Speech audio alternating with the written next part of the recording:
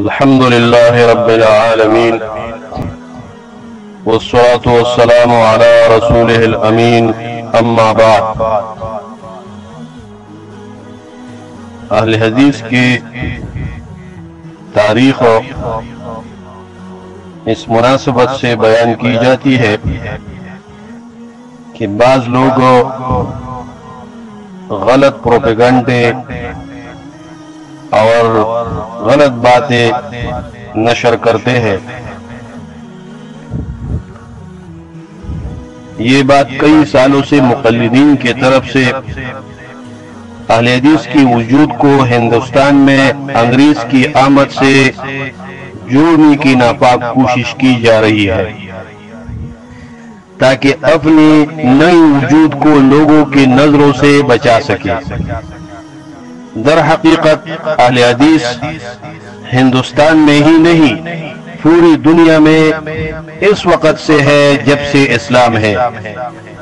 یہ الگ بات ہے کہ حق پرستوں کی تعداد ہمیشہ کم رہی ہے، کیونکہ اللہ تعالیٰ فرماتے ہیں وَقَلِيلٌ مِّنْ عِبَادِيَ الشُّكُورُ، شکر گزار بندے، حق پرست بندے بہت توری ہی ہوتے ہیں.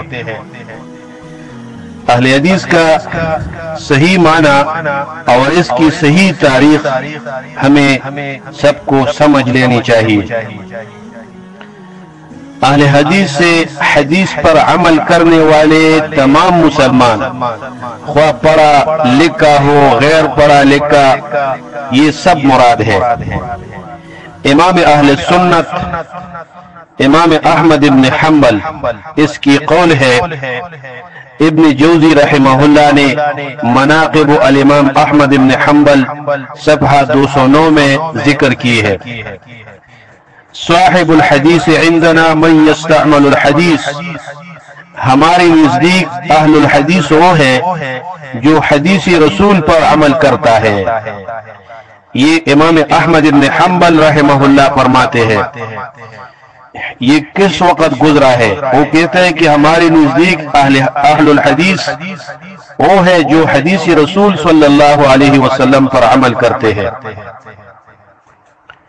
یہ جو کہتے ہیں کہ 1857 سے پہلے اہل حدیث کی وجود نہیں تھی، ان لوگوں میں ذرا برابر اللہ کا خوف نہیں ہے.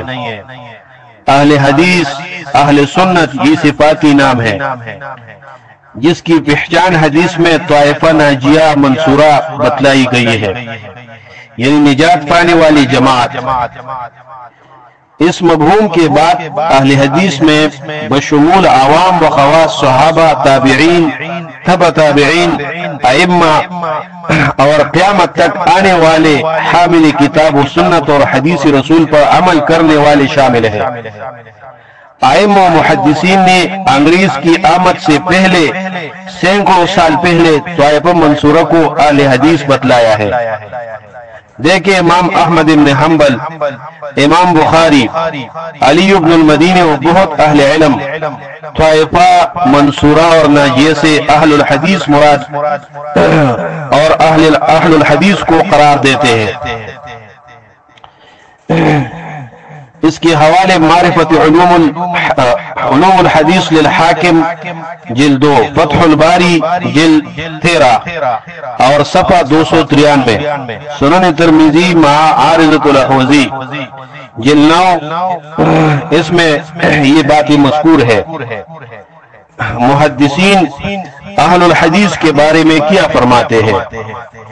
امام احمد ابن حنبل رحمہ اللہ بسند صحیح سے منقول ہے، علوم الحدیث للحاکم میں یہ بات مذکور ہے ان لم يكونوا اہل الحدیث فلا ادری من هم، اگر طائفہ منصورہ سے اہل الحدیث مراد نہ ہو تو پھر مجھے پتہ نہیں کہ کون مراد ہوں گے. اسی طرح امام ابن حزم نے بھی یہ صراحت کی ہے.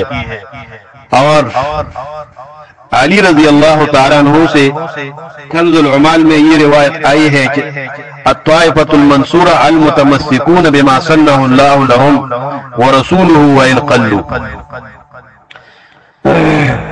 امام زہری فرماتے ہیں ان الناس كانوا في حیات النبی صلی اللہ علیہ وسلم اہل السنت و اہل الحدیث. امام شابی رحمہ اللہ فرماتے ہیں کتاب الاعتصام میں شاطبی کے، انما حلقتم حین ترکتم الکتاب واخذتم بالمقاییس۔ شاہ ولی اللہ رحمۃ اللہ علیہ فرماتے ہیں حجت اللہ البالغہ میں، الفرقۃ الناجیہ هم الآخذون فی العقیدۃ والعمل جمیعا بما ظہر من الکتاب والسنہ۔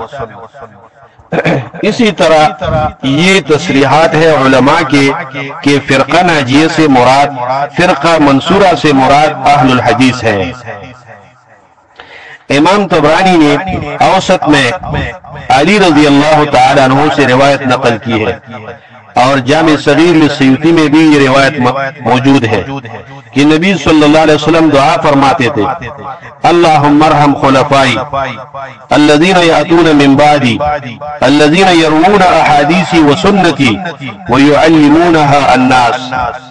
یا اللہ میرے خلفاء اور نائبین پر رحم فرمائے، وہ لوگ جو میرے بعد آئیں گے میرے احادیث روایت کریں گے، قال قال رسول اللہ یہ فرماتے ہوئے یہ روایت کریں گے، اور رسول اللہ صلی اللہ علیہ وسلم کی سنت روایت کریں گے، وَيُعَلِّمُونَهَا النَّاسِ، اور رسول اللہ صلی اللہ علیہ وسلم کی سنت لوگوں کو اس کے تعلیم پہنچاتے ہیں۔ تو ائمہ حدیث اور حدیث میں یہ بات، اسی طرح ہزاروں ائمہ اور محدثین کے اقوال اس بات پر موجود ہے۔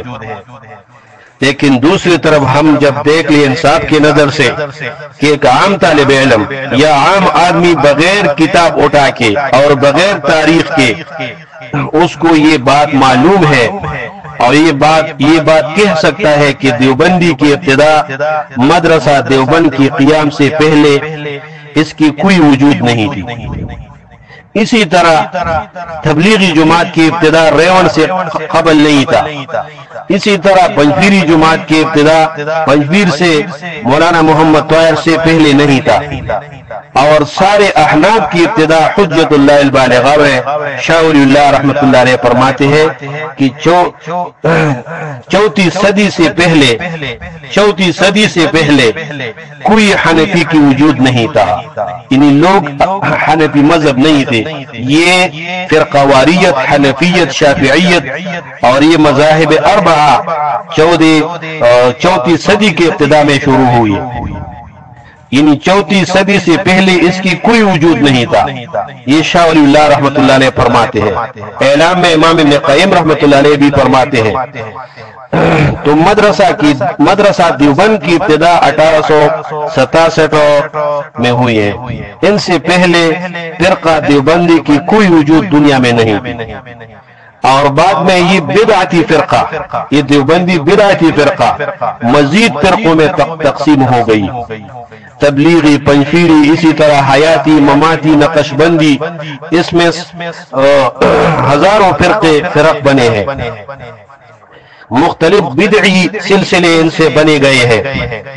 شاہ ولی اللہ رحمہ اللہ محدث دہلوی 1732 میں حج کے لیے گئے تھے، اور وہاں انہوں نے امام ابو طاہر محمد ابن ابراہیم سے حدیث سیکھ لی۔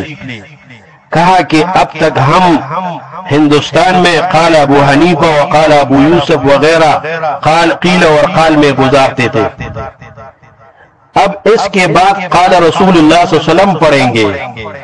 اب کہتے ہیں کہ 1857 سے حدیث پہلے نہیں تھے۔ شاہ ولی اللہ 1732 میں جب حج کے لیے گیا تو ادھر ایک اہل حدیث محدث ابو طاہر محمد ابن ابراہیم سے اس نے حدیث سیکھ لی، اور شاہ ولی اللہ رحمۃ اللہ علیہ اہل حدیث بن گیا، اور کہا کہ اب میں ہندوستان میں قال ابو حنیفہ و قال ابو یوسف نہیں پڑھاؤں گا، اب میں قال رسول اللہ صلی اللہ علیہ وسلم پڑھوں گا۔